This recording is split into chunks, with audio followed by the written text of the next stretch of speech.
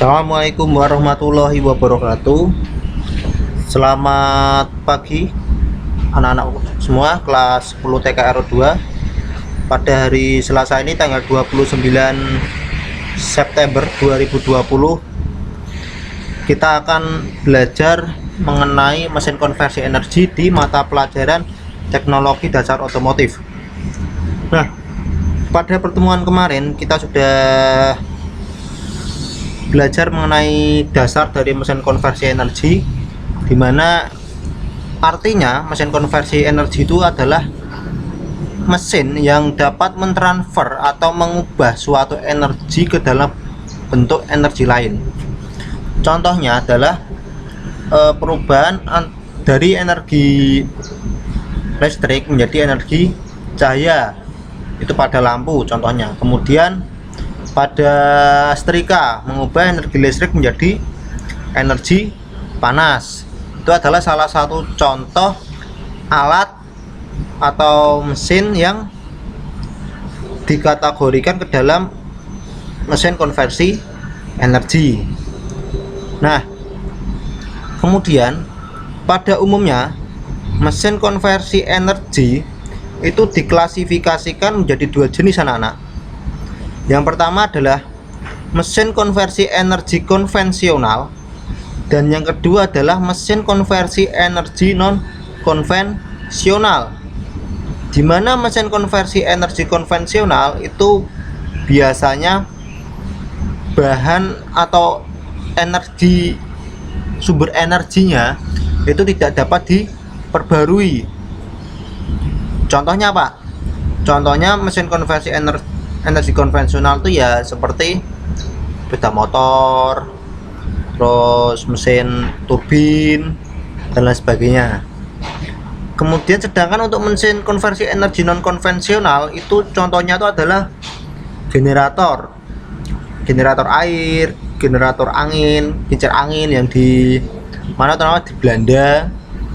Kemudian generator air biasa digunakan di PLTA atau bisa disebut pusat tenaga listrik air, dengan dimana memanfaatkan energi airnya itu kan bisa diperbarui. Itu termasuk mesin konversi energi non konvensional. Nah, kemudian kita akan lanjut materi selanjutnya, yaitu adalah motor bakar. Motor bakar itu termasuk juga bisa dikategorikan sebagai mesin konversi energi yang konvensional, karena motor bakar itu merupakan mesin yang mengubah energi dari energi kimia menjadi energi mekanik, sehingga motor bakar juga dapat dikatakan sebagai jenis motor kalor atau motor panas. Motor kalor pengertiannya itu adalah mesin yang siklus kerjanya itu memanfaatkan panas untuk dijadikan tenaga gerak. Nah, pada motor bakar, panas yang dihasilkan itu akibat dari adanya proses pembakaran dari campuran bahan bakar dengan udara yang dipercikan oleh bunga api. Kemudian dia akan menghasilkan yang namanya panas atau kalor. Kalor itu nantinya akan diubah menjadi energi gerak oleh komponen-komponen yang ada di dalam motor bakar tersebut. Nah, untuk pengertian dari motor bakar itu sendiri, motor bakar merupakan suatu mesin yang proses kerjanya untuk menghasilkan suatu tenaga gerak memanfaatkan hasil pembakaran campuran bahan bakar dengan udara anak-anak. Jadi pada proses kerjanya motor bakar itu, gerak yang dihasilkan itu akibat adanya hasil pembakaran dari campuran bahan bakar dengan udara tadi. Nah, nantinya hasil pembakaran tersebut akan ditransferkan atau akan dikirim itu melalui komponen-komponen yang ada di dalam motor bakar itu sendiri. Ada piston atau shaker biasanya, kemudian ring piston, kemudian ada stang shaker, poros engkol, dan lain sebagainya. Itu adalah komponen-komponen yang ada di dalam motor bakar contohnya. Nah, sedangkan untuk jenis motor bakar itu dibagi menjadi dua, anak.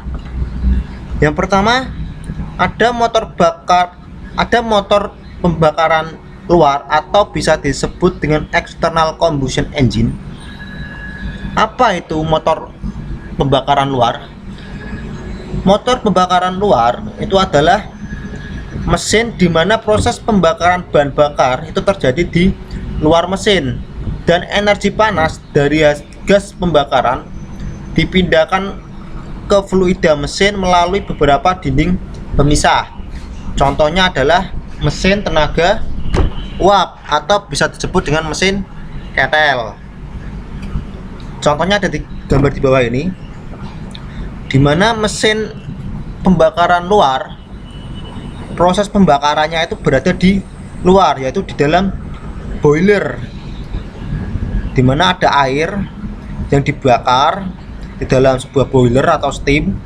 Kemudian dia akan menghasilkan uap. Uap-uap tersebut itu akan dialirkan melalui pipa-pipa atau dinding-dinding pada mesin, kemudian akan dimasukkan ke dalam combustion chamber atau ruang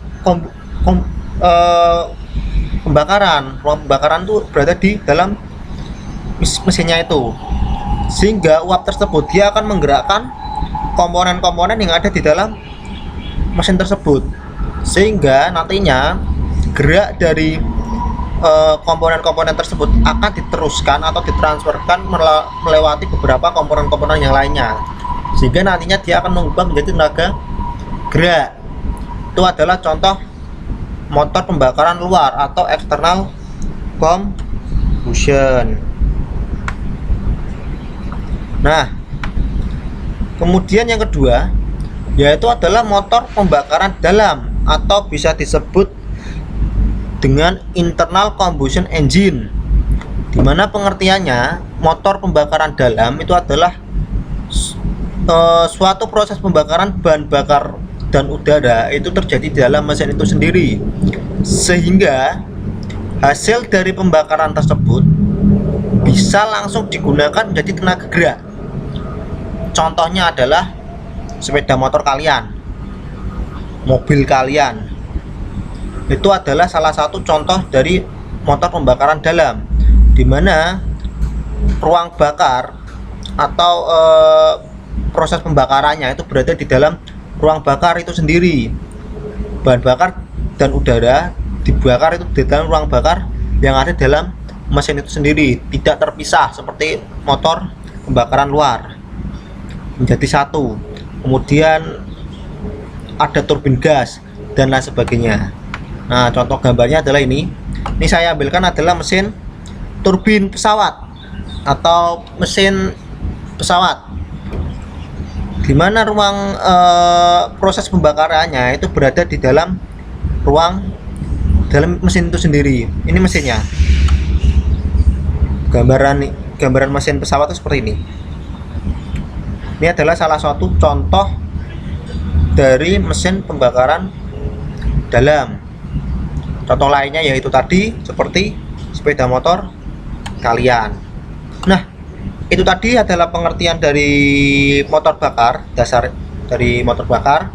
Minggu depan kita akan lanjut materi mengenai cara kerja motor bakar, perbedaannya antara motor bakar 2 langkah dengan motor bakar 4 langkah, cara kerjanya itu seperti apa, Pak. Nah, besok kita akan bahas itu.